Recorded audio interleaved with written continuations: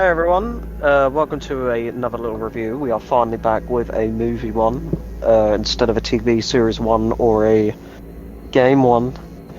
I'm your host as ever, Purple Midnight 8, joined once more, as ever, seemingly, by Amelia, the Obsidian Nook, Pal SMR, all that good stuff. Why don't you say hello? Hello. She yawned just as she said it. Anyway, this week, well, today, we are looking at 13 Ghosts. A little spooky-ish kind of film.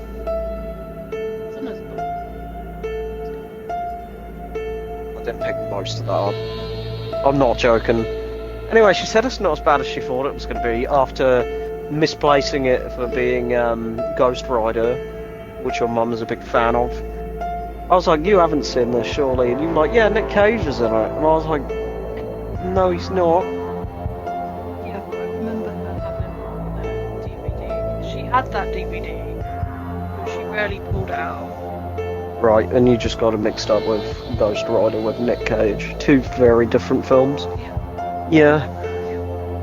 Anyway, we are looking, as mentioned, 13 Ghosts. A film which is a remake of a 1960s film that I didn't know about. I thought this was well, not an original film, but just not a remake. Just a standalone film. But it's not. This features a couple of returning cast members. One we've had a bit too much on this fucking channel, and one we haven't seen in a very, very long time, considering how long ago we covered that franchise, let alone the film.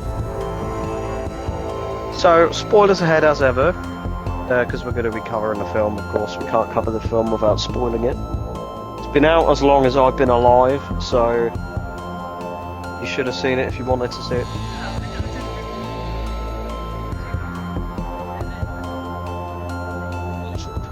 Like 2 parts of that up.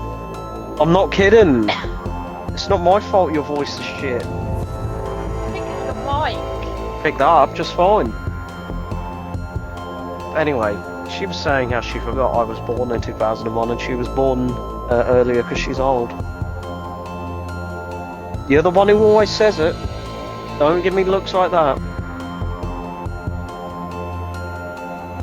I'm only 5 years old. Well, as I like, I have quite experience. Yeah, but then because you then say because of your LD your brain is 5 years behind, so that literally makes no difference. Yeah, that backfired, didn't it? What? Anyway, we'll get right into it, of course. As I say, this film is as old as I am, so you can fucking just watch it when you want. If you haven't seen it, watch it. It's very silly. It's very early 2000s, especially the CG. But the makeup on the ghosts is all practical, from what I can tell. And they're all very well designed. All 12 of them, despite being called 13 ghosts. Because the 13th ghost is a person. Anyway, I'm just real quick going to sort my mic out, my wires wrapped up.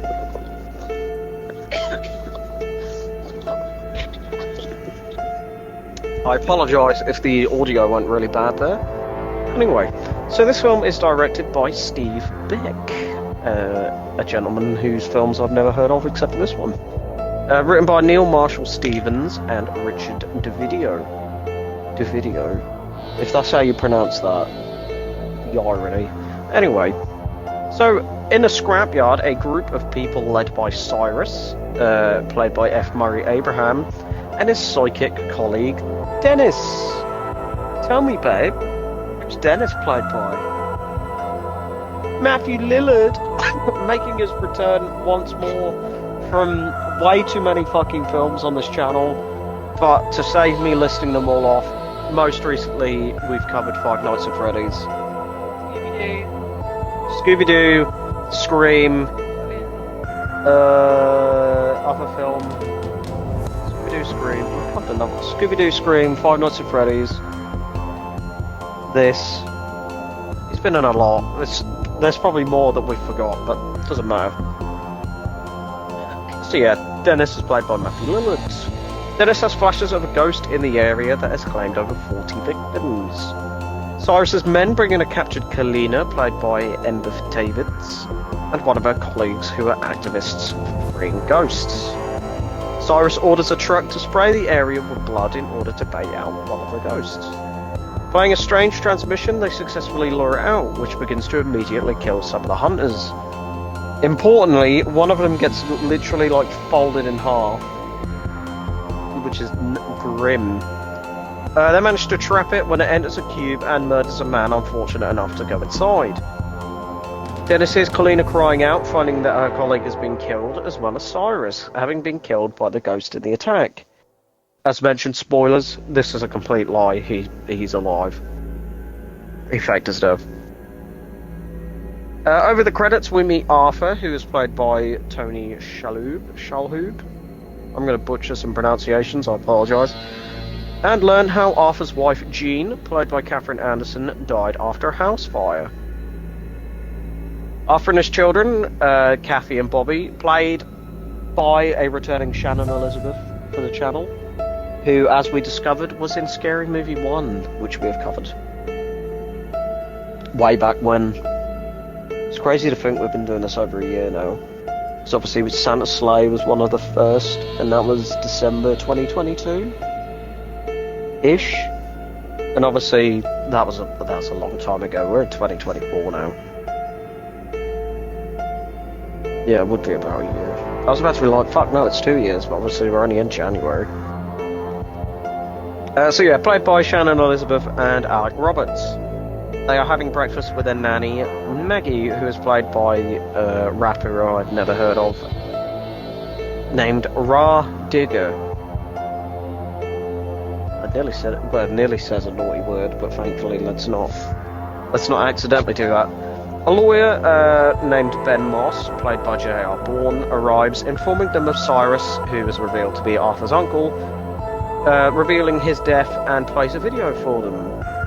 From the video, Cyrus tells them that they have inherited his large house, and Ben invites them to it. Elsewhere, Kalina has learned of Cyrus's death, so she arms up with explosives and leaves. Arthur's group arrives at the house, finding Dennis disguised as a power company worker. Arthur unlocks the door, which seems to begin to activate a large machine, which lights up the glass walls, which are scrawled over with Latin text. As we find out later on, these are spells to keep the ghosts trapped. Everyone heads inside, distracted by Cyrus's collection of relics, failing to notice Dennis slip away. He goes into the basement where he gets psychic flashes, using glasses to see Cyrus's collection of ghosts. Before signing the paperwork, Arthur is interrupted by Dennis, who explains his connection with Cyrus. Ben brushes off Dennis's claims as he has visions of Arthur's wife's death after touching him. While Arthur comforts Dennis, Ben slips away and goes into the basement to retrieve a large amount of money, accidentally triggering the second stage of the machine. In doing so, the house begins to move around, revealing our first ghost. I think she's called the Angry Princess. She is a naked, scarred lady. Very naked, very booby. A naked, scarred woman approaches...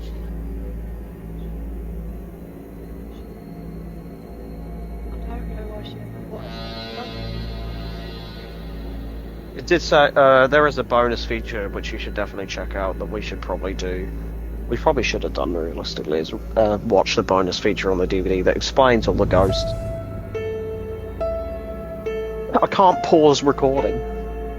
Forgive us one moment.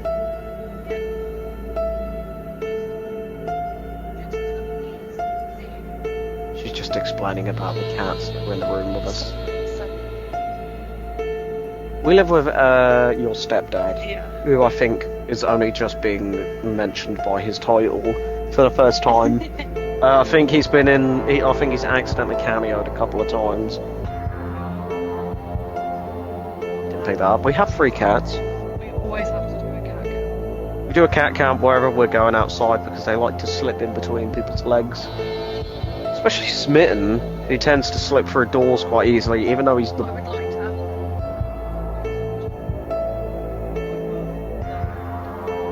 Yeah, they're indoor cats, but they like to think that they'll be big and strong when they go outside. Anyway, going back to this. So yeah, the naked scarred woman approaches Ben, causing him to back into sliding doors. I don't think this is how they would work, but hey, it splits him in half vertically. Never get many vertical bisections like that. Usually they're horizontal along the waistline. May I add, this is my best kill. It's the agreed best kill. Support us for that. Arthur attempts to find his kids, with Kathy being in a room with a naked woman, but is unable to see her. Bobby rides around on his scooter while wearing the glasses, as Arthur learns from Dennis that they've been sealed in. Bobby is frightened by visions of ghosts, including Jean, and is captured by them. The others enter the basement in order to search for Bobby, where each of them learns that ghosts are real. Kathy is attacked by one just as Kalina arrives, saving her before she can be killed. This is the Jackal who attacks her, I believe he was called. The one that immediately piqued your interest, because he's wearing a straitjacket and a cage on his head.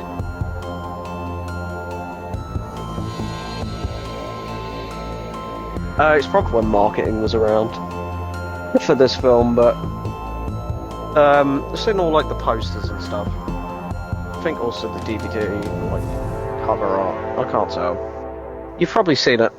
But anyway, enough about the Jackal. So Galina explains she is there to free the ghosts and gotten while the house was moving around. While they talk, Kathy suddenly disappears as the house continues to shift around. Dennis and Maggie are separated from one another, where he is attacked by one of the ghosts.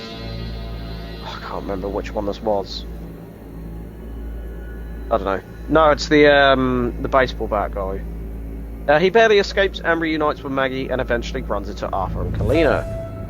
Arthur is attacked by the Jackal, but Dennis saves him, allowing the group to successfully and safely escape into a room. Dennis and Kalina argue about their history and their conflicting morals. Kalina ultimately reveals to Arthur that Jean is one of the ghosts present, of course. But Dennis didn't know, or didn't want to tell him. Through a very convenient exposition book, Lena explains all of the ghosts and how they are supposed to be used to power a machine which opens something called the Eye of Hell. The eye would allow the owner to have infinite knowledge and power. It's your typical evil machine device that gives the villain power. Galena says a 13th ghost, get it? 13 ghosts, would be needed to shut it down, willingly sacrificing themselves, of course meaning Arthur. Arthur reluctantly accepts this, so he and Dennis carry a pane of glass with the writing on it, as Kalina and Maggie go to buy them time. After discovering Cyrus to of course be alive, Kalina knocks out Maggie before kissing Cyrus. Very fucking weird, the age difference is at least like 40 years. I may be wrong. Dennis in the meantime willingly sacrifices himself to save Arthur being brutally beaten to death. That made you sad. It's not the first time he's died on the channel. Of course, dying in only Scream. He didn't die. Well, if you know anything about Five Nights at Freddy's, you know he's not dead. Cyrus orders Kalina to put Bobby and Kathy in danger, with the sacrifice story being a lie. In reality, the 13th ghost is needed to activate it rather than stop it. He plays the same scrapyard recording, which causes all the ghosts to vanish. Cyrus ends up trapping Kalina and squashing her to death between two glass walls. It's weird and very out of nowhere, he's just like, Lamau by. Arthur discovers Bobby and Kathy inside some spinning rings, surrounded by the ghosts. Cyrus appears before Arthur, who realises that he is still alive, and fights him, but this old man manages to overpower him. Maggie conveniently appears and sabotages the audio tape and the machine, which frees the ghost, allowing him to throw Cyrus into the machine, dismembering him into some pretty bad CGI. Yeah, it's very dodgy. Like I said, this film is full of early 2000s CGI where it's just... It's like video game graphics, like PS3 graphics. I'm just gonna have a sip. Just need a little sippy sip. The ghost of Dennis encourages Arthur to jump in between the spinning blades, saving his kids as the house's glass walls explode around them. Now I have to say this. Sorry, I've got a bit of a chesty cough still. how he conveniently manages to jump in between these fast-moving spinning blades beats me. But also, all of these glass walls exploding would definitely like slice them up pretty badly, don't you think? Yeah, definitely. It was Definitely. really gory as well. There was a lot of gory stuff. You didn't even listen. You just heard slice them up. Sorry guys, I've had a seizure today, so I just Yeah. can't. She, if you've seen any of the others, and I don't mean to make this a dig on you, you don't talk very much. Usually you zone out and do something on your phone. But you're present to give some opinions and stuff at the beginning and end.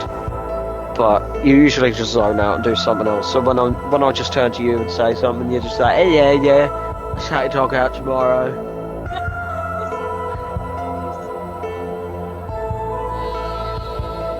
I was saying about,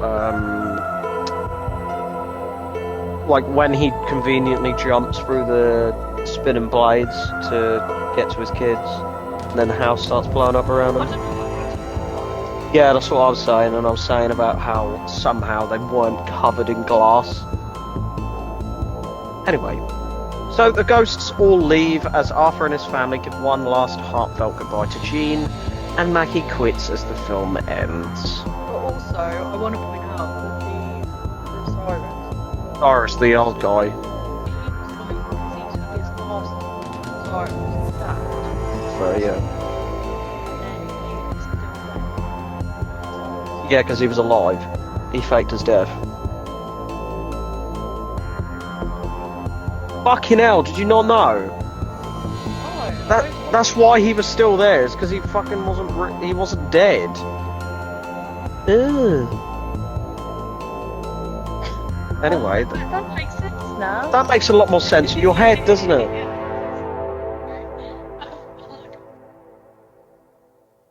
Wow, thanks. Blonde twat when I'm a blonde. Anyway, barely. I'm more blonde than you. Brown. Anyway, enough arguing about the hair. So, best kill, of course, goes to Ben. Vertical bisection is a wonderful thing. It's rare to see.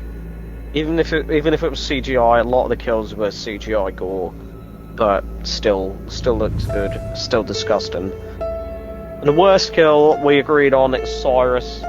It's just a CGI mess.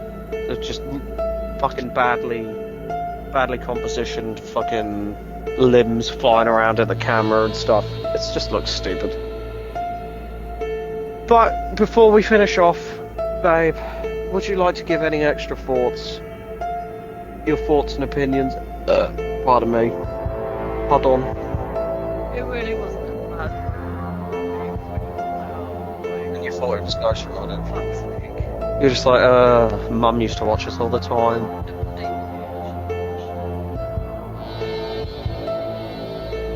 Still, it was campy. We had more unhinged Matthew Lillard, which you can't go wrong with. I think it helps because he was mad. Yeah. Matthew Lillard is just great. We love him on this channel. You were really sad when he died, so yeah. But anyway, thank you for listening to me ramble on for the past however long it's been. I've been your host as ever, Peppermint 8, joined once more by my wife, Amelia, Pet ASMR, the Obsidian Nook. You can find her link in the link tree in the description, along with all of ours. It's her turn at some point, unless we find a film that we're going to both do. It's like a joint one, like we did over Christmas. But it should be her turn next, whenever that'll be. But in the meantime, we will see you later. I dropped it. Hang on, I need to actually. Anyway, we'll see you later. Bye bye.